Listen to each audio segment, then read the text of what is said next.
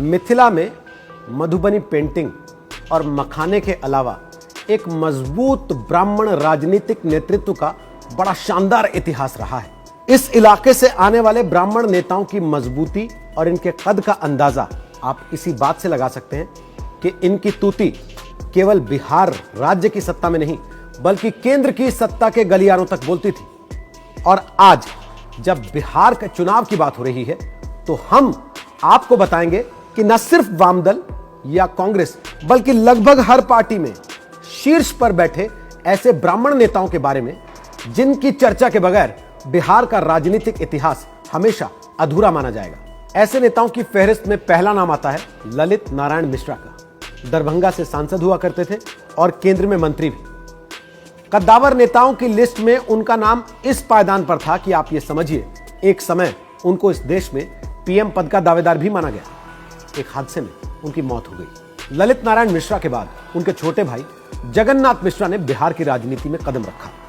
3 बार बिहार के मुख्यमंत्री बने।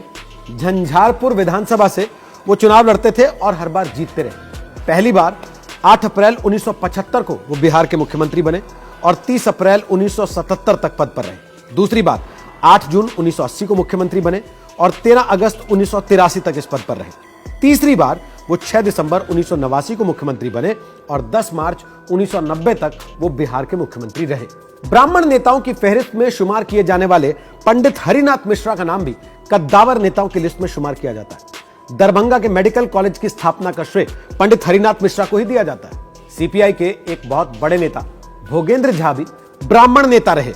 वो मधुबनी से 5 बार सांसद चुने गए। 1967, 1971, 1980, 1989, 1991 में जीत हासिल कर उन्हें संसद पहुंचने का सौभाग्य मिला।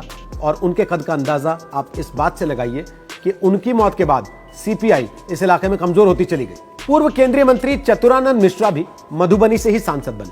वो कृषि मंत्री रहे, हालांकि उनका कार्यक्षेत्र गिरिडीह हुआ करता था। इसी कड़ी में एक और नाम आता है गौरीशंकर राजहंस का, जो झंझारपुर से सांसद हुए और पूर्व मुख्यमंत्री जगन्नाथ मिश्रा के रिश्तेदार हुआ करते थे। 80 के दशक में शिवचंद्र झा भी बिहार के बड़े ब्राह्मण चेहरों में शुमार किए जाते थे। एक समय ऐसा था जब अकेले मधुबनी जिला से कम आधा दर्जन ब्राह्मण नेता चुनकर विधानसभा पहुंचा करते थे। और इन नेताओं में सीपीआई के बैद्यनाथ झा, महेंद्र झा, गुणानंद झा, जीवेश्वर झा, कुमुद रंजन झा शामिल थे। 90 के दशक के बाद बिहार में ब्राह्मण नेतृत्व में लगातार गिरावट होती चली गई और ब्राह्मण नेतृत्व में इस गिरावट की बड़ी वजह माना गया सौराठ सभा का समाप्त होना। ब्राह्मण केवल एक कोटे में सिमट कर रह गए।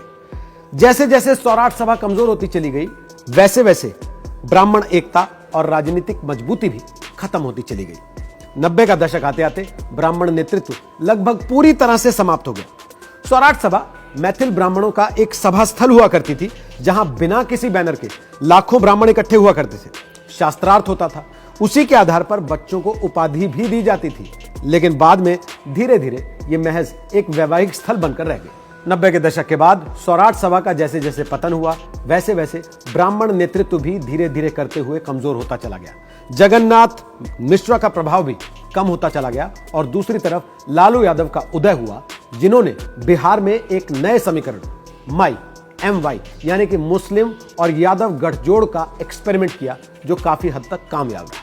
इसके बाद राजनीति के मैदान में जब ब्राह्मण अलग थलग और अकेले पड़ गए, तब विनोद नारायण झा जैसे नेता ने भी पाला बदलकर बीजेपी का दामन थाम लिया।